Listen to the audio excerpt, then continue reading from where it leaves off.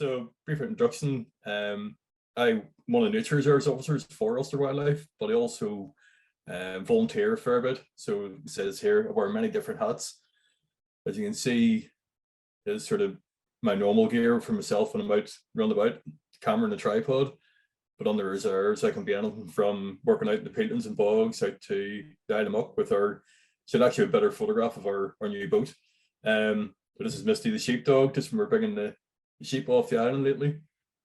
There's out in the work out in the nature reserves, we sort of clear and scrub and bits and pieces. But I'm also one of the volunteers for doing the skate and shark tagging for the used to be the CD project. So I'll be tagging these sort of flapper skate or common skate. I also volunteered in the barn oil work, helping Katie and Ross with the nest boxes going up over the winter.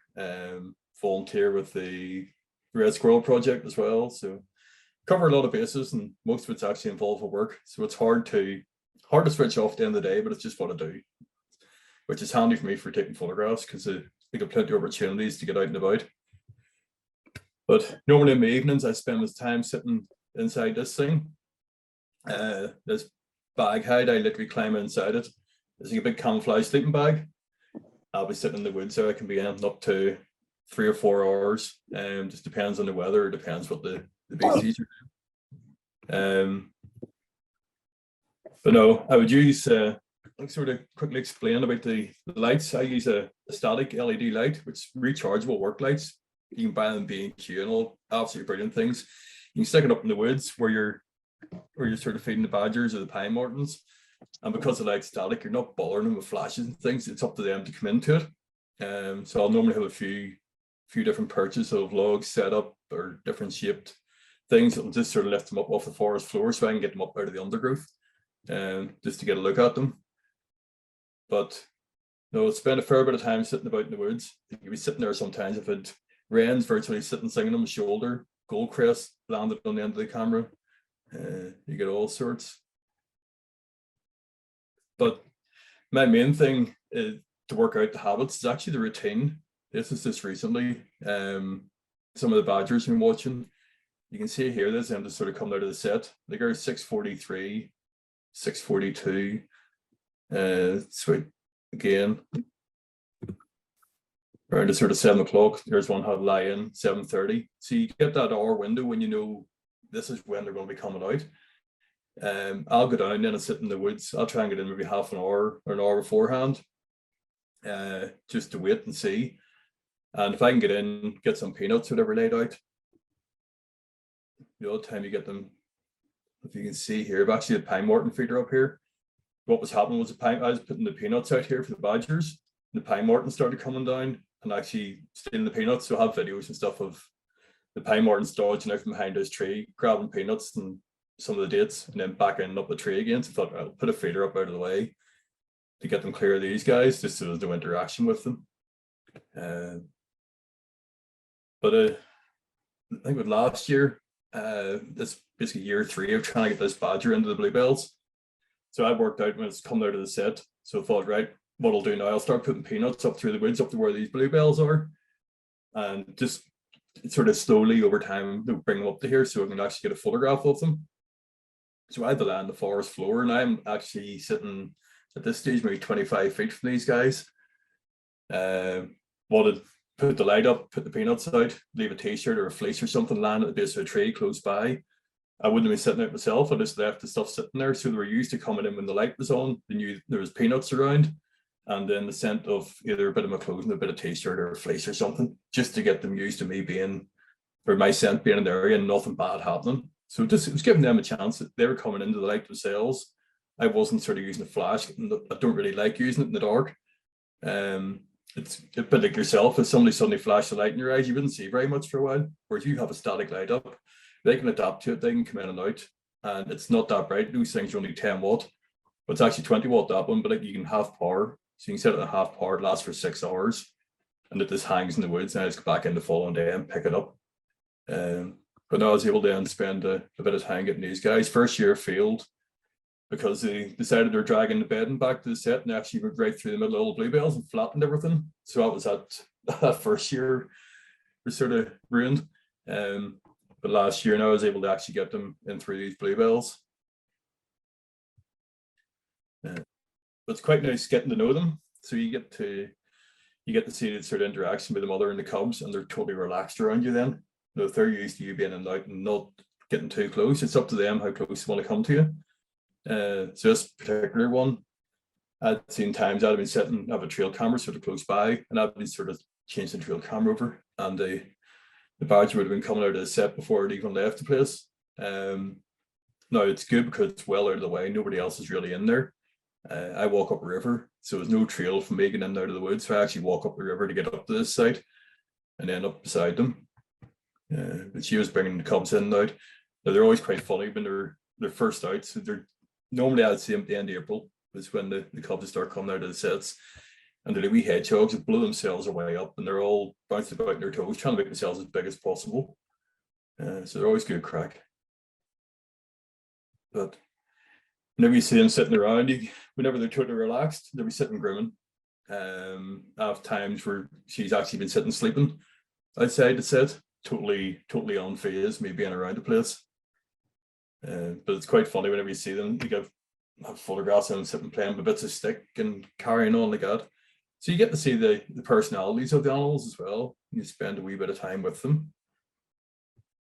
Now this week, me coming into this time of year at the minute, I'm actually lining up for the long-eared owls. So I might have 3 or 4 woodlands locally. I'll be out with a thermal image camera.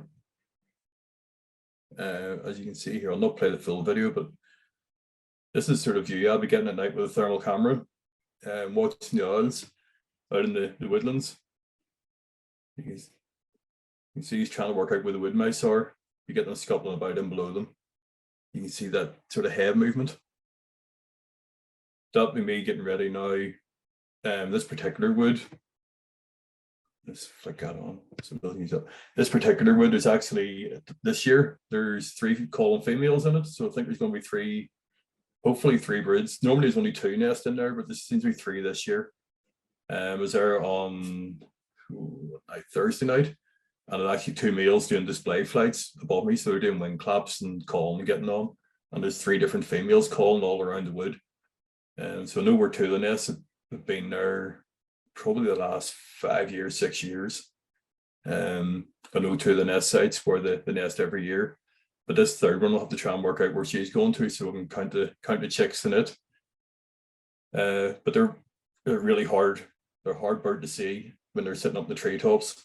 You spend a lot of time walking around looking really odd with a pair of binoculars, just staring up into a blank tree. I don't tend to tell people where they are. The people are asking what I'm doing. I'm just saying I'm looking for squirrels or looking for goldcrests or something like that. But I never let on that the owl's actually sitting in the tree above me. During the winter, you can spend a lot of time walking around. It's not particularly good photograph. You can see some of the whitewash on the ground here. And these are all the pellets. They'll all be lying around the base of the trees. So the winter roost, you get a communal roost, you might get 5 or 6 owls in the space of maybe 3 trees, and they'll all spend the winter together, and then they'll start splitting up to go out to the various nest sites around the woodlands. But these pellets are quite interesting. I don't know if any of you have been to talk with Katie or Ross on the owls. Whenever you're dissecting the pellets, you can actually see what they're feeding on. So you can get the wood mice, and they've turned up foals, which one of the reasons they're able to work out those foals up around Loch Ness and things you got just from the owl pellets and the skulls inside them. It's a great crack with kids as well. They love breaking them open just to see, get all these tiny sort of mouse skulls with the teeth that you can play about with and stuff like that. But I tend to lift these, put them into the freezer, because there's a few moths actually like laying their eggs in them, and then the maggots, the larvae will be in there. And if you have them sitting in a box in the garage, it doesn't go down too well when these maggots start crawling out of them or grubs start crawling out of them. So this particular owl, I was up one night watching, and this was actually walking through the woods, it's all deadfall, as you can see by the shape of that tree, and this thing came in and landed in front of me. That's just my head torch on, and me standing with the camera going, there's an owl 10 feet from me, and it turned out it actually had a swallow. So I'm not sure where they caught it, whether it went into one of the local barns and grabbed the swallow off a wrist, or what the crack was. But you can see here, it's still fairly chilled, because whenever they're relaxed, they're sitting very round-headed, and their ear tufts aren't really up. It's only really when they're alert, they'll actually sit and they'll pull themselves upright and look a lot thinner, and the ear tufts be upright. And so that's more when they're sort of alarmed by something or feel threatened, they're not overly happy. But these guys, like you can see there, he's fairly chilled out now. He's more interested in getting his dinner before he'd take it into the kids. They were sitting squeaking in the treetops. This is one of the youngsters in another wee patch of woodland I found. Pure chance I came across these ones. It was actually photographing yellowhammers walking down a lane this day, and there's one of the adults of this. It's one of the chicks. One of the adults actually sitting in this wee patch of trees, probably 6 trees together, which had never actually went out and checked around before, and turned out to be long-eared nesting out in the middle of it. So this was a particularly windy day, and at the time a photograph in between the wind blowing, because the sycamore leaves kept blowing across the bird, then disappearing again. But I could hear him squeaking, I could hear him calling out in the trees out in the middle of the field. So that's probably 50 or 60 meters away from me. And so I was busy photographing away at this guy, trying to get my photograph timed in between the wind blowing. You can even see his ear tufts and everything blowing over here. They're getting knocked over by the wind. But next thing, this wee boy started calling him behind me. So I hadn't even noticed him sitting in the middle of the ivy bush. So I was sitting there photographing away at the one up the field. And next thing, this thing appeared behind me and started squeaking, probably 30 feet from me. Just as you can just catch the sun there in the eyes. It's just the sun going down behind me. Fantastic wee birds. They look like wee Ewoks when you first see them. They're little wee fluffy guys sitting near to the trees. But that's in June time. I'll spend a lot of time out counting chicks just to see roughly how well the nests are doing. So I came across some purely by chance, and they end up with 2 chicks out of it. And I'm back up this year, and there's the adults were calling in it as well. And just walking around at night in the dark listening. The male and the female is very slightly different calls. Once you get your ear in, you can actually pick them up quite easily. But it's really low tone, so it needs to be a nice calm night, not much wind blowing. Let's see if this will play. You might be able to hear the call in here.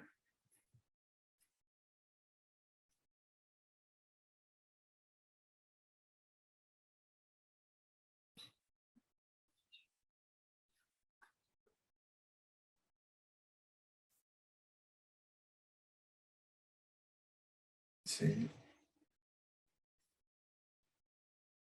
just hear a very faint squeak in the background.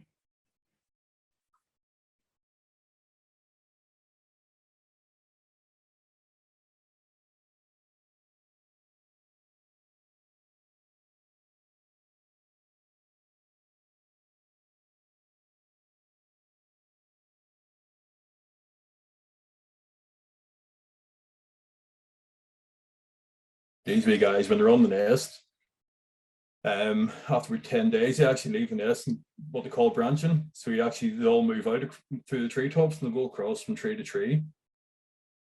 And whenever they're moving through the trees, that's when they sit and squeak so the adults can find them, because they literally move all around the woodland. So you can end up with chicks all maybe 30, 40 feet from the nest, slowly making their way out from it. As the week goes on, then they could be maybe 100 meters away, sitting in different branches around the place. This will bring around to once the owls are finished, and then by the end of June, that'll be sort of more of pine marten time. So this particular wee pine marten, this is stripe. Very unique name for it, but you can see this is sort of the bib pattern. They all tend to be different, and I'd found this when I first moved down to where I live now, 11 years ago now.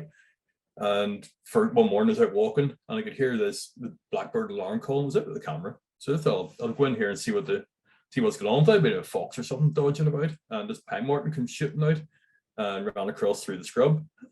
Pine marten's down here, so I stuck a trail camera up, and right enough, there's this old girl. Now, this is the last photograph I got of her a couple of years ago now. At this stage, she's fairly well on. You can nearly age pine martens if you look tips of the toes, see the grey hairs around them, around here. So they get grayer the older they get. She's also starting to get a bit of grey hair, a bit like myself, right through the middle of the head here. But whenever she came out and sat on this log, sun this colour lovely, and like I say, that was the last time I actually seen her, and it was nice sort of encounter. She's probably only 15 feet from me, and I'm sitting in my bag hiding all covered up, and she came out and sat here just in this wee bit of sun and this bit of moss. But no, she's been having kits for my first found her the first year. It's an old trail camera photograph of her, with the two wee ones. Like I say, she normally would have appeared out every year, probably the last week of June. And I knew then to have my trail cameras and 2 or 3 cameras set up around the woods just to try and pick up her kits when they first came out. And that's what I found. Sort of as by the end of June, Stripe was out with the kits, the other 2 or 3 with her, kicking about. But now I followed her for 8 years, and she had kits the first year, so she's probably 10 years old, which is old for a wild animal, running about the place. But I got to know her and all the various kits and males passing through and things you got. So, this is wee Jeeves. So he's been in the Ulster Wildlife annual reports and various different photographs. He was pretty good wee kid, where he's curious. He's always nosing. If he's seen you or heard you moving at all, he's over to have a look to see what was going on. But no, he got the name Jeeves just because one of my friends named him. It's just like a wee butler's bib in here. So I haven't seen now, because he's a male, he gets moved out very quickly. The resident male won't put up with him in the area. He's just like, right, shift. Where the female kids, they can hang about for a year or 2. Male kids, no, within a year they're moved on by the resident male, who the resident male might cover 5 or 6 miles along of a territory. So he won't put up with these guys being around, so he basically shifts them all out. So I don't know where he went to, unfortunately. But this is a new female in the area from Old Stripe. Went a couple of years ago there. There hasn't been any resident females, so I haven't had kits now for the last 2 years.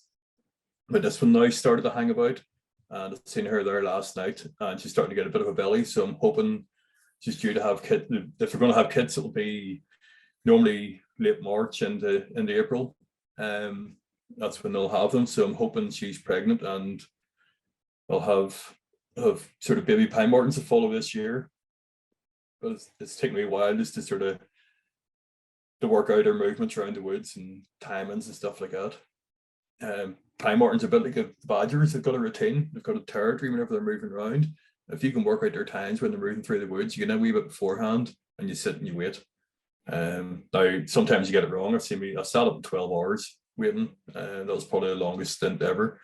Sat at the base of a tree, didn't want to move, and the light was starting to go. I hadn't the light out at that stage, which is to be using daylight hours. And as I was packing up, then the pine marten appeared up in the log in front, like sort of where I was watching. But no, that's why I wouldn't tend to sit so long now. Normally 4 or 5 hours would be long enough in one spot. But once you do work out the routines, you can set up a few logs. You can see the like of this one is full of like woodworm holes and stuff like that. So what I would do, either put a bit of fruit or a bit of jam or something, just enough to attract them up out of the undergrowth, because it's really hard to see when they're down in through all the ferns and the briars and all the rest of it. You need something just to get them up off the ground a couple of feet, and that's where they used to be in anyway. But you can see the size of their feet for climbing. They have huge big paws, sort of semi-retractable nails. So I normally have a few bits. I'll always be on the lookout for a nice log they can put out with moss on it, stuff like that.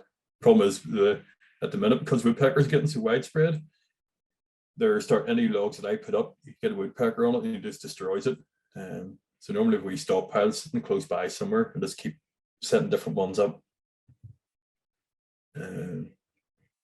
This is her, the new female the other night, which I haven't got a name for, so I might actually put it up in Ulster Wildlife and see if anybody can actually come up with a name for the new pine marten, or if anybody wants to suggest any names, you can put it in the chat there. So that could be a competition for everybody, pick a name for the new pine marten. But you can see she's still got her winter coat. So still really fluffy, quite chocolatey brown. Whenever they go into the winter or go into the summer, it goes quite, it's nearly black and the far sleeker looking, where at the minute she's still really fluffy. But ours are slightly different. The ones you get in England, sort of Scotland, Wales, where the bib pattern and stuff slightly different, there's a different color to it. So, see if this wee video will play. Find my mouse. No, doesn't want to do it. The pine marten up on the log is getting jumped all over here. There's one of the males kicking around the area. There's a couple of kits from a previous encounter. There's another site. What I've had to start doing is actually make the feeders the front of it. Stop that. I've actually left a gap between the lid and the perspex front that we use for lifting off or cleaning it out.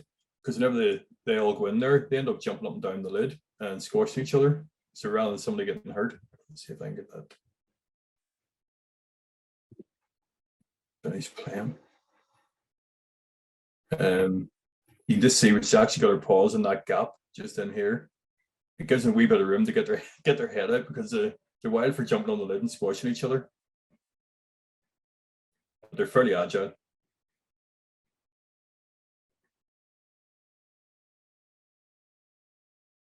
Biggest problem with leaving that gap in the front is wood mice, because once they realize the peanuts are in here, you get a wood mouse, they'll just go back and forward. You could end up with one night with like 200 videos of a mouse back and forward. But you never want to quickly scan through them, because you never know what you can miss. Like I've had long-haired owls come down hunting the mice. I've had the pine martens hunting the mice around them. I'll give all sorts of things going on. A couple of years ago, I actually got a pine marten. So the squirrels, grey squirrels, sometimes I come to this feeder. Don't generally last very long. The last time I got a video was actually the grey squirrel climbed inside the peanut feeder and was busy eating the peanuts when the pine marten appeared, and managed to catch it actually inside the feeder. I think I've only 2 records of that actually on the trail camera. I think it's the only 2 records there is in the UK of a pine marten making a kill, actually catching and killing the grey squirrel. One of them was in this feeder, and another one's actually around this tree where the squirrel ran up the tree, and the pine marten up after it. And then the next thing, it put him down on the ground. The pine marten managed to catch it and they come back onto the ground again.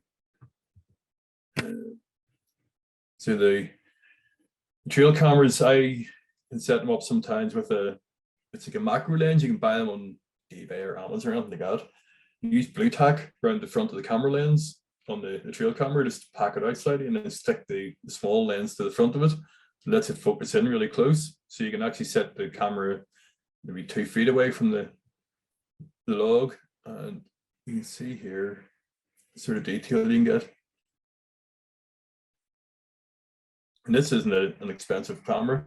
As trail cameras go, they're one of the more basic Brownings, which are only about, I think, about £100 .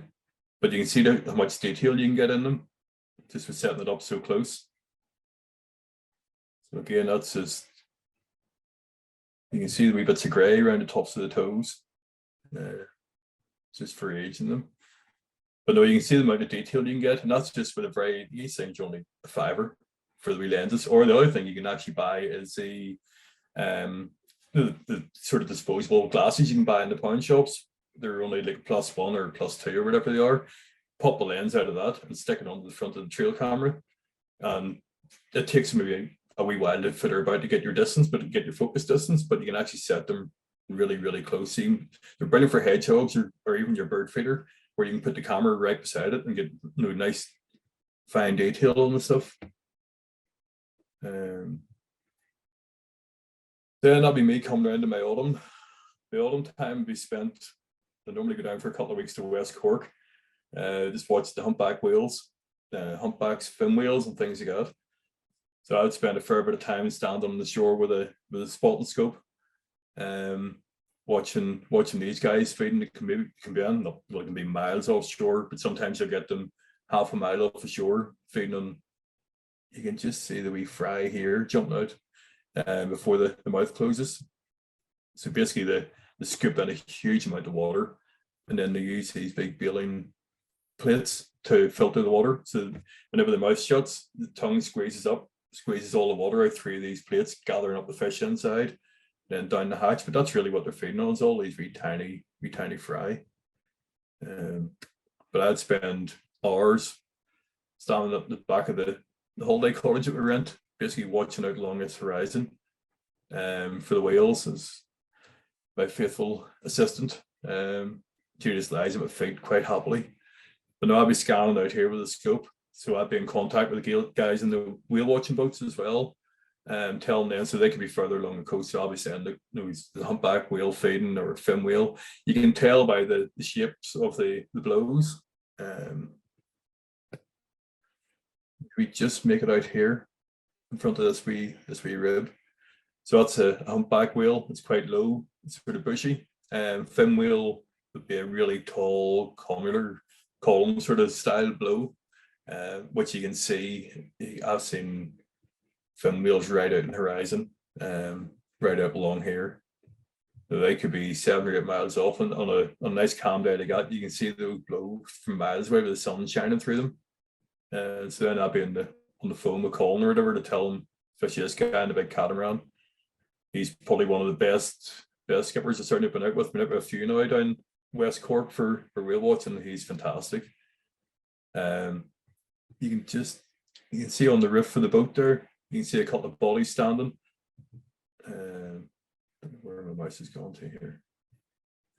But you can see the people stand right up in the wheelhouse roof. That's normally I'll be up there spotting every time I get out in the boat. But I'll be on the phone with them telling like there's whales 2 miles down the coast from you, or no direction of movement and stuff like that. So he can come up with the tours, take them out. It's quite handy then, because then he can give me the odd cheap trip, or he lets me get up onto the roof to get a good vantage point for getting photographs. So you're getting the like of the common dolphins down there, which they're actually almost plague proportions. You go out in the whale watching boats, as soon as the dolphins see the boats, are straight over. You can be watching them from a mile away, and they're bombing in towards the boat to come in. They just stop feeding to come over and play. This way when you can actually this youngster, you can still see the creases on the side. So he's probably only a few weeks old. These are whenever it's lying inside the womb, it's actually curled up, and these are the creases on the edge of the body. The trick for getting to photograph them clean out of the water is actually try and photograph the mother, because invariably you're going to be maybe a half a second behind. So if you try and photograph her, you always, or nearly always, get the youngster in full flight out beside them. It makes for quite a nice photo. But they're great crack, these wee guys. But you need to get, if you're photographing from the boat, you need to be getting them well away from you to get that sort of low angle. Otherwise, you're nearly looking down on them. But no, they'll come from a mile away just to come and play with the boat, playing around the wash and in around the bow of the boat. You can be hanging over the front of the boat with your phone, taking photographs of them. But no, they're very plentiful in West Cork waters. But I'll be down there for maybe 2 weeks. I'll be picking my best day for going out. See if I can get this one working. I don't know if you've heard of bubble netting. It's where the whale actually swims around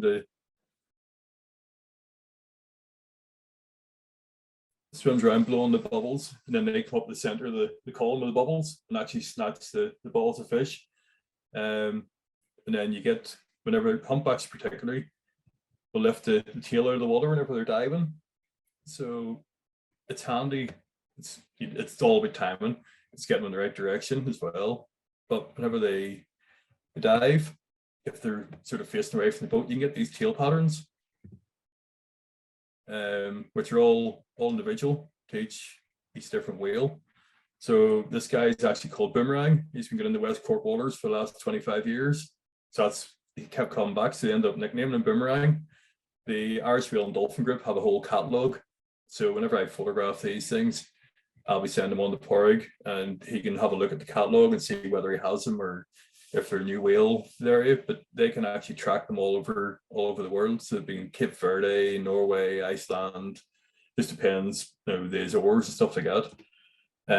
So the different projects will actually get these whale ID tail patterns, and depending on all the notches and different bits of white on them or different areas, and you see the big chunks out of his tail, but he's been around for a brave while now.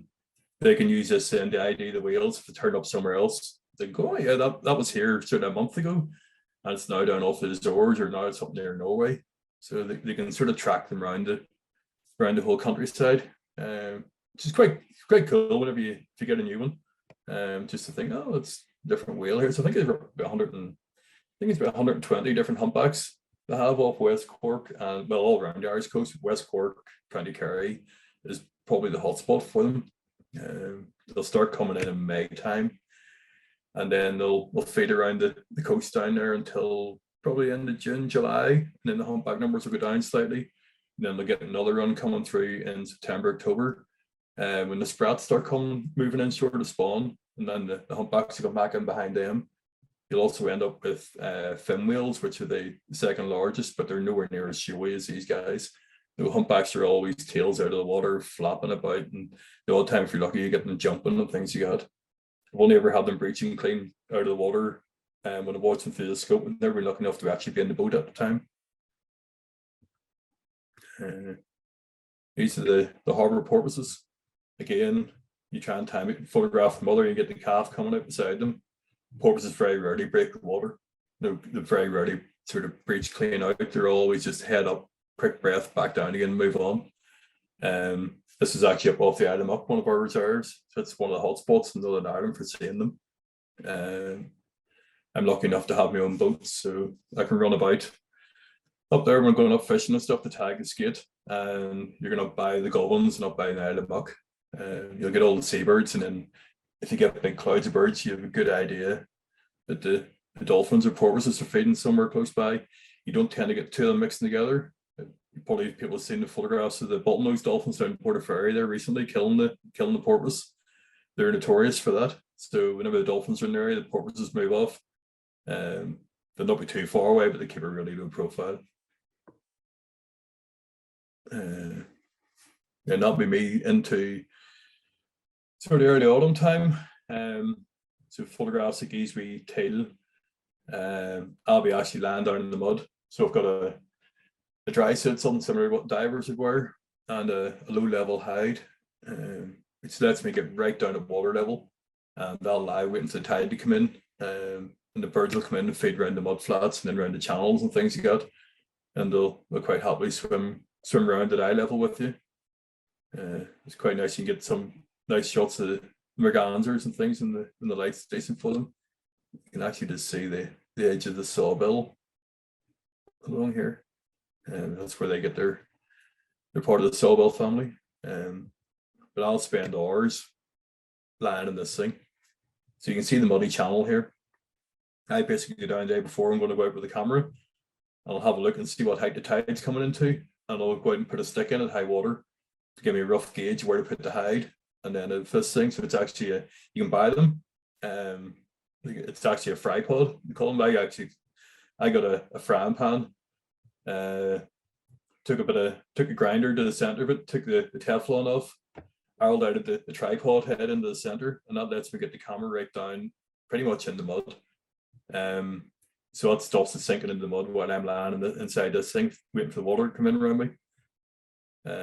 So whenever you're lying there, you end up at this really low angle looking out. And as the tide comes up, whenever the water's right in around the front of this, then the birds will be feeding right along the edge of here. So you have godwits and curlew and all sorts of things. It's a great opportunity to get a good look at them. And when tide's fully in, then the birds maybe go to roost because there's basically the exposed mud's covered.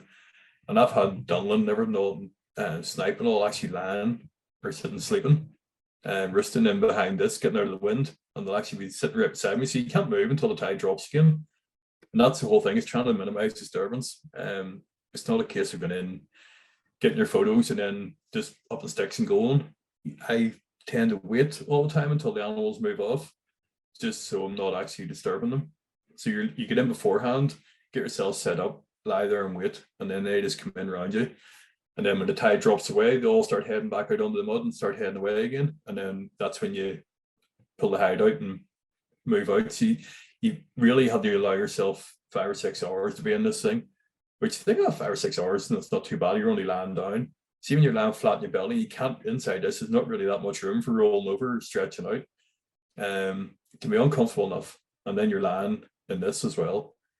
I've been in there the odd time and I've misjudged the tide. Tides come in higher than predicted, and I've been lying in maybe 3 inches of water, holding the camera and the tripod up out of the water, and my head's up on the back of this thing, not scared to move because of the amount of birds in around me.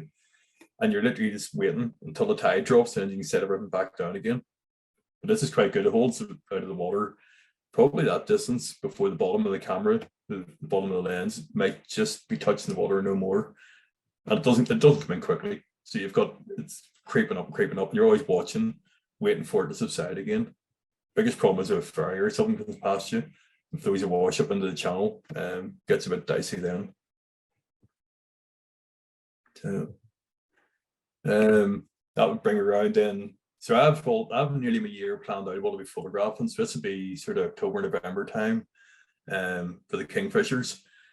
I know every year is one we spot the kingfishers move out to. So what happens all the youngsters are all being moved out of the adults' territories during the autumn time. They're all getting moved down the rivers or moved out.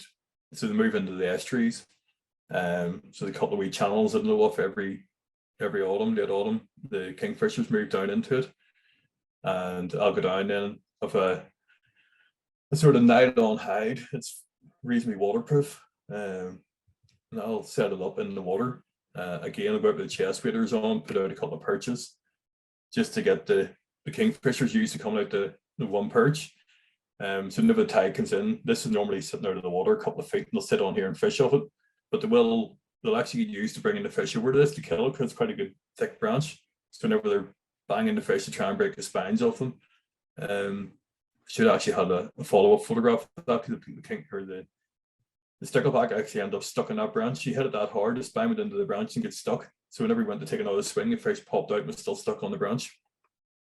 But the tide just came up to that nice level where we got that reflection shot. It's fairly unusual. See if this wee video sort of slowed this down a bit just to see.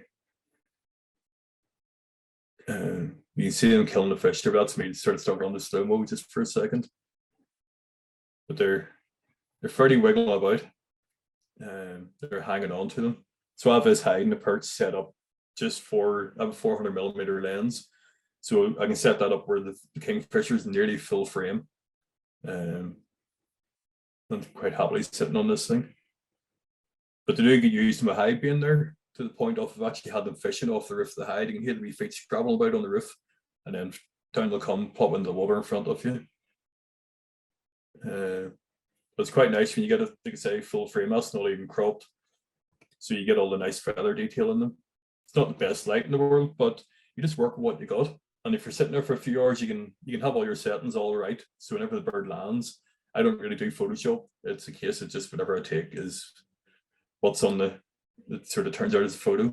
So I have everything all set beforehand and have time to do my settings and adjust things slightly, just so it's ready for whenever the birds come in or whenever any of the wildlife comes in. You're not flying about trying to change things. You're literally just have thumb and fingers going for the shutter and maybe changing a few sort of shutter speeds. Get the opportunity as well, the little grebes down this site that actually nest quite close to it. So I've been sitting in there the odd time in the old nest sites in the springtime. You can actually see them going over sort of rebuilding things you got. These three guys are normally quite flighty, but this crowd this year they're right up front of the hide where I couldn't even focus on them. They're that close. Again, that's not even cropped, that's just the way I took the photo. But no, that's where I'd spend maybe 3 or 4 hours standing about in the water. And you can just see in the front, you can see the daylight coming underneath in the water. So there's actually a ledge along here, and then it drops into 5 or 6 feet of water along this front bit here. That's the sun coming through the bottom of the hide. At this we stand with a pair of chest waders on. And like I said, tide comes in the odd time, so the water level will move me up. I'll be sort of standing with the water up here sometimes. Did have an occasion one day when an otter actually came down the bank beside me. I thought, sure, this thing's going to pop up inside this hide and it's going to be some scattering match, because I don't know who to be more shocked, me or the otter. But I could see him swimming about in front, trying to catch some of the smaller fish, and I was like, if this thing comes in here, it's going to be chaos. I was just thinking, right, how to save the camera from getting knocked over into the water.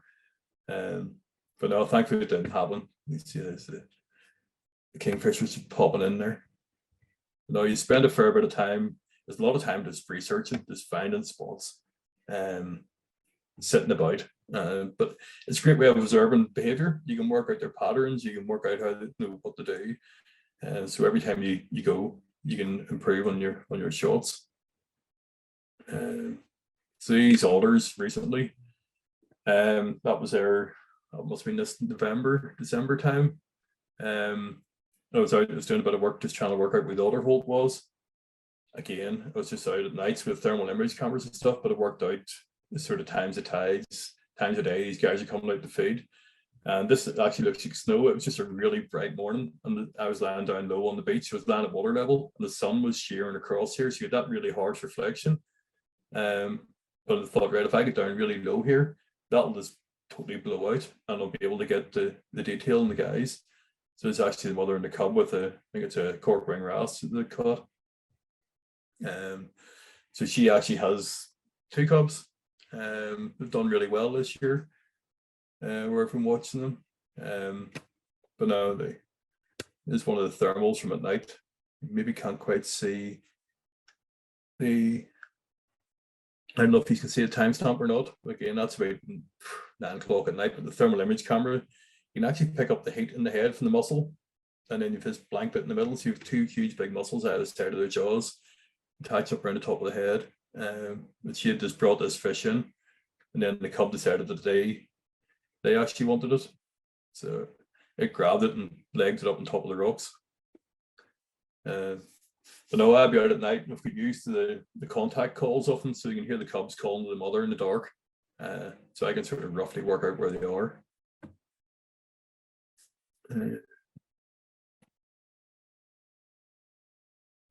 Then to know, once I know what rocks they're using and where they're coming into with fish and things like that, if I see them fishing, I get way ahead of them and get myself hunkered down in amongst the boulders and wait. And I know rightly by the time they get up to me, if they catch a decent sized fish, they eat the small stuff in the water, but anything reasonable size will bring them into the shore all the time. So I was able to get in and sit probably 40 feet from this thing, and she come in at her fish. She's actually sprint marking here, so that's why I sort of cropped that photo just to take that bit out. But she's a sprint marking on top of the rock, but she's watching one of the cubs out on the water. They're always alert, always watching what's going on. And I'm trying to work out. So whenever I'm out and I see them, I'm trying to work out what wind direction. Is the wind going to be blowing down towards this rock? What side they need to get onto? And sometimes they'll actually have to let them swim right past you, because you know they're going to get onto the better side and get on the right side of them. Then you just sit and wait. And if you can work out the direction of travel, know roughly the area, know what rocks are coming into, you can time it between dives as well. So whenever they drop down to go down and hunt, you have about 30 seconds to move. And then you basically 20 seconds, then you stop and you wait for them to pop up, and then you go back whenever they dive again. But you can get some really nice close encounters with them. Touch wood, my camera gear hasn't got wet yet. Now, even I spend a fair bit of time lying down at water level, and it's always just watching the waves when they get soaked. But I have a good rain cover on it. And I'm always protect the camera before I protect myself. I get soaked before the camera would. But now you get some nice opportunities when you get right down at eye level with them. It's just her with the cubs. These are the 2 calling about one night.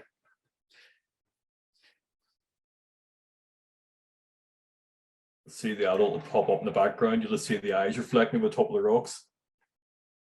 But I had the trail cameras up all over the place, and then picking them up just in the morning. So I would do a lot of research using trail cameras, working out timings for stuff and movements, seeing where they're going. And then that gives you your opportunities to get out with the camera.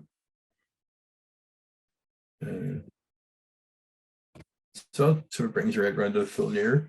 Not sure what we're like for timings there. Oh, I prattled on longer than intended to. I think we've still got time for a few questions. Yeah. Yeah. I was just having a wee look in the chat there, and someone was asking about when you were showing the footage of the oil using the thermal, and what type of thermal camera were you using there? So that's my own one there. It's a Hikvision. So that's a 25mm one. So it's really good.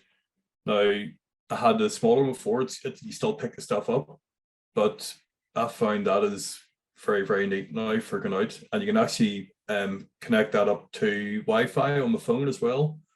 So it means if I'm out with people, I can actually be looking through the thermal, or even my iPad. I can hand them the iPad, and they can watch on the iPad what I'm watching with this, which then you can record on as well. So you can either record on that or record onto the iPad. So I was doing some stuff there, BBC and stuff recently, or last year, is actually filming bats using that. So there was a bat walk, and I was filming the bats with the people all in the foreground, with the bat detectors all going, oh, it's up there somewhere. And I can see the bats buzzing about in through their heads and literally down at waist height and all around them. And they were oblivious. And I was watching through the thermal, watching the bats sipping about. It'll actually pick up moths, so things that's sensitive, it'll actually pick up the heat of a moth.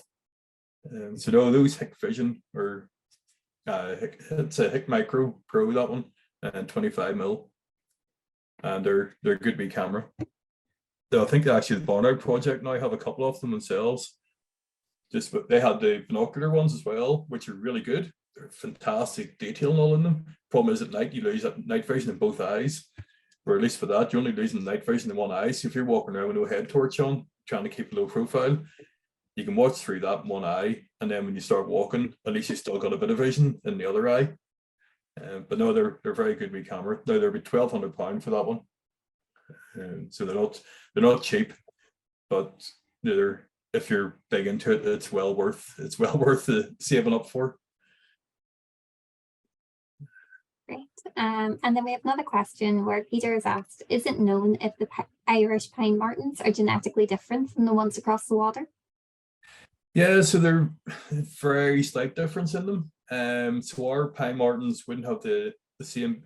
You quite often see photographs, they've got a huge big yellow bib right from halfway up their chin to probably halfway down their legs.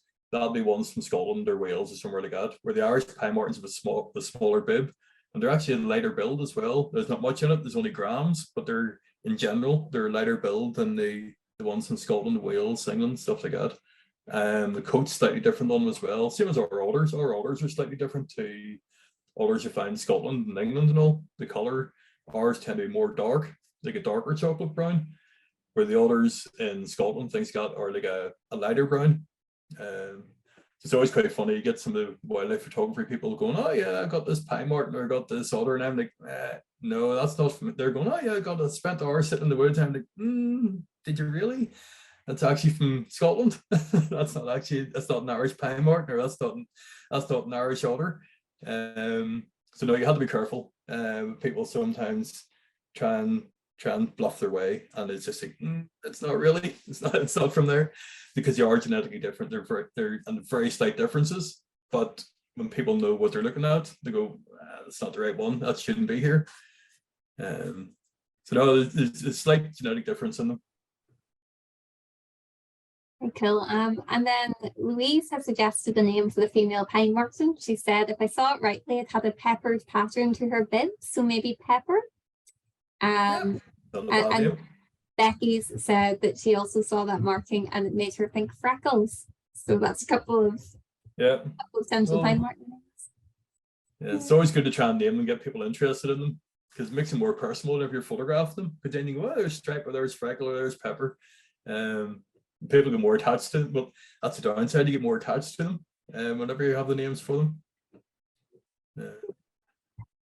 That's great. Another vote for freckles, and just a couple of people saying thank you for the talk. I think that's all the comments and questions in the chat so far. Does anyone else have anything they want to ask? Yeah, or even, I don't know if you just want to put the speakers on, people can ask questions. Or...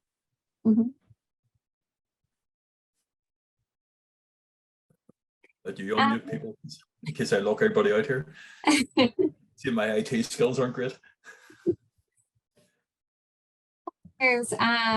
So Stephen's asked, is there a certain image you have wanted to capture but haven't managed yet? You mentioned humpback breaching. Any others? mm,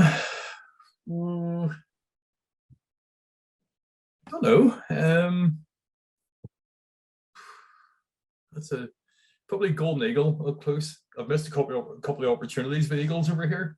There's a classic one a few years ago now. Helen and I were on holiday in Donegal, and the eagle landed out in the hillside. So stopped the car. I'd seen it, watched it out in the hillside. They're all cut around this track here, this farm track. Let's see if I can get a wee bit closer because it was way out in the hillside. So I'm walking out around the track with the camera gear, and the eagle fly right back over the top of the car. And it was literally 40 feet over Helen's head, flying over the car. And she's just laughing. I'm going, really? So golden eagle probably be one. I've had white-tailed seagulls. I was watching one of those for a month last year. It was feeding on a dead sheep locally. And I was able to watch it probably 100 meters away from me. I only found it purely by fluke because actually I was looking for fox cubs with the camera and the eagle flew out of the trees. And first I just was watching somewhere else and this eagle came flying out. And I was like, oh, it's like buzzard. I was like, it's an eagle.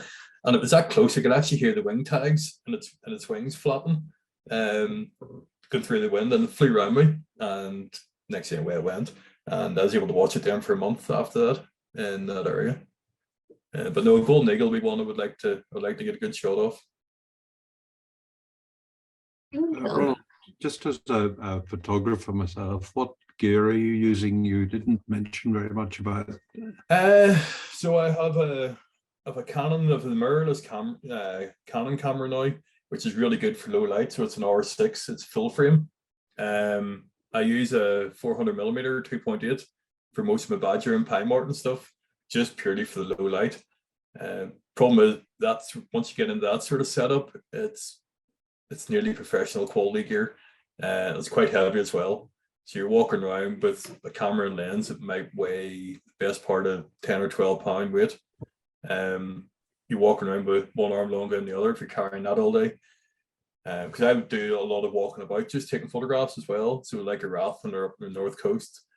But no, the 400 2.8 and then the 100 500mm lens as well. Which is just a general watch. So I carry it in my bag all the time. So even when I'm working out in the reserves, if I get an opportunity, I'll grab a few shots. Which is why Kira's always torturing me to get photographs. But no, I'll always have a camera. It's never too far away from me. It literally sits in the truck and it's in a big orange bag that everybody's used to don't sit in heavy on top of.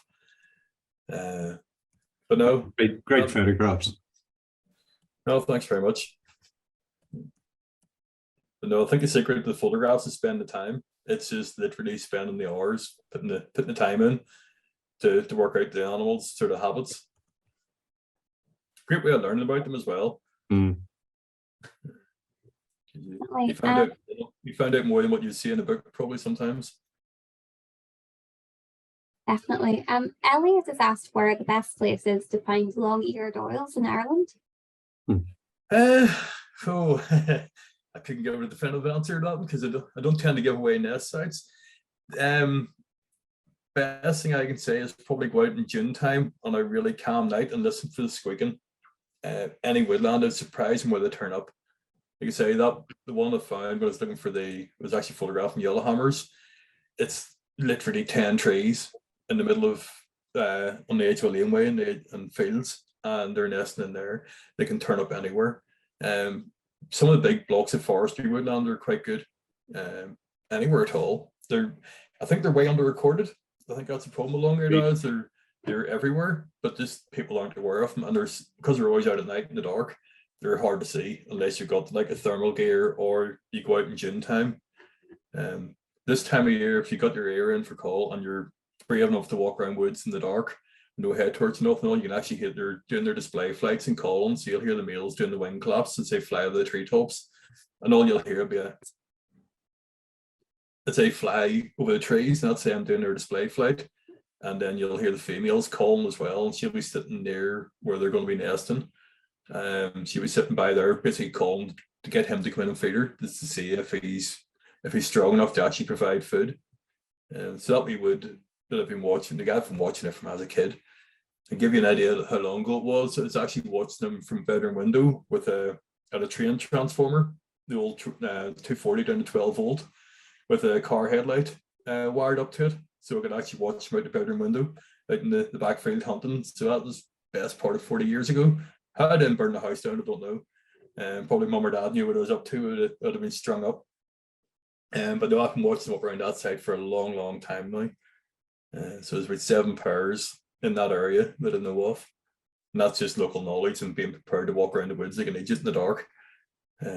Scaring the life out of people as well. You're walking around with a thermal, you don't need a torch on. So you can just stand by them. Like people camping a few years ago and they're very close to there. And that's not, I was like, how can I put them off from standing around here? So I just done my best Yeti impression, walking around the tent in the dark about 40 meters out, breaking the odd branch and making noises. And they actually left. They actually ran away and left the tent and everyone's sitting there. So it was a result for me. But it was quite funny. That's really funny. And Caroline has asked a lovely question, which is, what's the most prized photograph that you've taken? Probably that one of Stripe, the old pine marten, is probably my favorite. Just because it was the last time I seen her. So, but no, other than that, I've one of a snowy owl, which is it's not a terrible, it's quite a nice photo, but it's actually flying by me, and I heard the shutter going on the camera, and I was looking right down its wing into the lens, and that was purely by chance because I was up on the hillside. Is before I was driving, so I'd actually walked up onto the back of an avenue. I got the train up to Castle Rock, walked up onto the mountaintop, and spent the day watching the snowy owl. And I was sitting down the ditch watching from the hillside, and somebody else came up to take a photograph. And with snowy owls being snowy owls, are white, so they stand out really well on the hillside. So this guy walked up to where the owl was, and the owl got up and flew away. But as it flew away, it flew right past me. And as it's flying by me, I just started firing the shutter, and I just heard the shutter going, so it just glared down basically looking right down its wing and right into the camera as it flew past me. Which is a nice encounter as well. And that was after spending probably 9 hours out in the hillside. It was absolutely filthy, soaking wet, stinking of peat bog and everything else. And then I had to get the train home from Castle Rock back down to Belfast. So it probably smelled like a damp dog. And I was sleeping as well. That stage I was knackered. I was up to my knees in peat and all sorts of mud. So no, that was quite a nice one as well. But no, I have thousands of photos, so it's always hard to pick a favorite. But no, Stripe, the old pine marten's probably one of my favorite shots. So her sitting in the sun. Yeah, it's lovely. Lots of lovely comments. Just saying thank you for a great talk. Becky's commented that no one could question your dedication, which I think is definitely true. But I think that's all the questions, and I know it's after 8 now. So I suppose we can wrap it up there. Ronald, would you mind hopping on just to the next slide with the wee details about the events on it? Oh yeah. Yeah, I just basically want to shout out that we have you might have seen we released a number of member exclusive events recently. The first batch actually filled up really quickly, so we've come up with some more events which are coming up, sort of running from June to August. We've got wildlife walks, wildflower walks, a guided tour of one of our nature reserves, an Ulster Shore survey and safari, a ragwort pulling party. So if you would like to attend any of these, I'd encourage you to sign up fairly soon, because they do seem to be filling up quick. And just to say a huge thank you to all of you for being members of Ulster Wildlife and supporting the work that's done, because none of it would be possible without your support. So thank you so much for being members, and thank you for coming tonight. I hope you enjoyed the talk as much as we did.